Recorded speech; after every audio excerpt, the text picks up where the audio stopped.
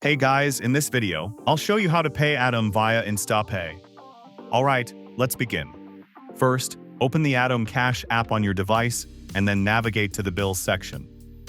After that, select the bill you wish to pay and click on the Pay Now button. Next, change the payment method and choose InstaPay from the menu. After that, a unique InstaPay payment code will be generated.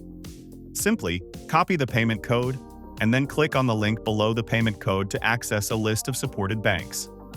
Then, copy Atome's 16-digit InstaPay code, open your bank mobile application, and select the option to send money.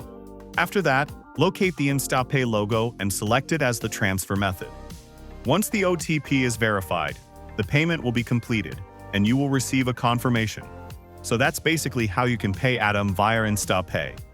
And that's it for this video. If you find this helpful, consider subscribing and giving this a big thumbs up. Thanks.